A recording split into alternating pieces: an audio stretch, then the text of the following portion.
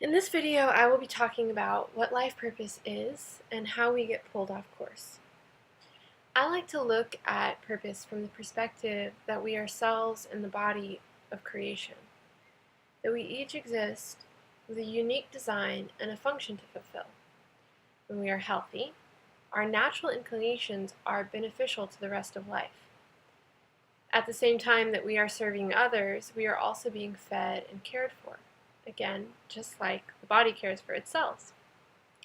This topic is near and dear to my heart and my work. I run a website called theonequestion.com where I literally have read and answered thousands of questions about life purpose.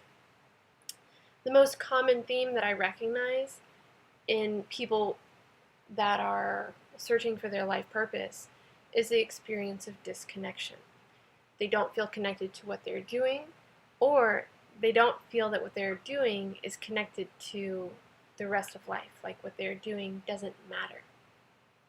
It is like the actions and the relationships are empty or lack life force. And this lack of life force often manifests as depression or anxiety. And the stress and depression pendulum swing is a symptom of disconnection. Like a cancer cell, we have learned to operate outside of the flow or design of the rest of life. Now in the next videos, we're going to be going deeper into why this disconnection occurred and what we can do to reconnect. But before we get into that, I want you to really deeply understand that regardless of your experience or your beliefs or anything else, regardless of what's going on in your life, regardless of how things are going, you are connected. The truth is that you are connected to everything else. I want you to know this because this is your access to purposeful living and infinite joy. Another thing that I want to mention about the power of this connection is the constant flow towards well-being. There is a tendency for things to go well, to heal, to grow, to balance. Unless given an obstacle, all things tend towards goodness. When we are not actively blocking our connection to life, then that pull towards well-being moves through us. We are naturally healed, and we are naturally inclined to participate in the well-being of others. So back to this connection. We are comprised of the same molecules circulating in different life cycles since the birth of the universe. So the molecules that were existing at the birth of the universe, they're now part of our bodies, part of our world. Our skin cells become dust, and the water reservoirs that are deep under the earth become our bodies.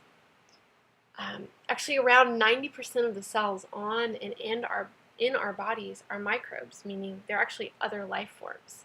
So 90% of the cells that are functioning in what you consider you aren't even you.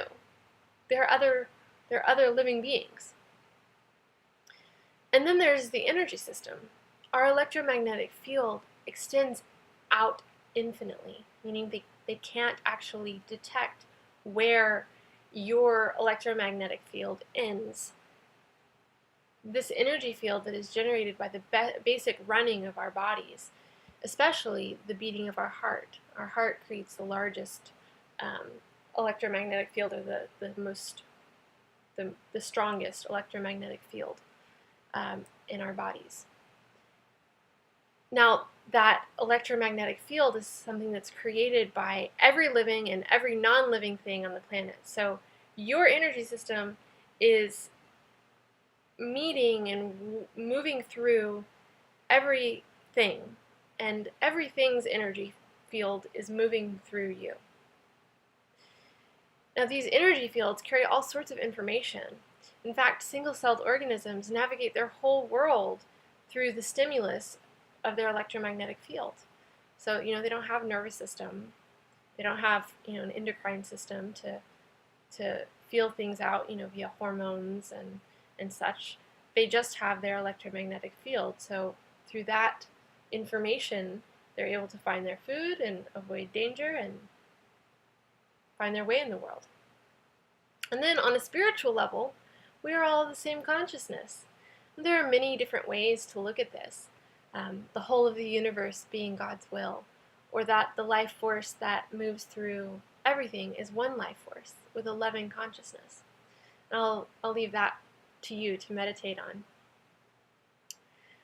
Oftentimes, questions around life purpose are addressed by looking at passion and talent. What do you like to do and what are you good at?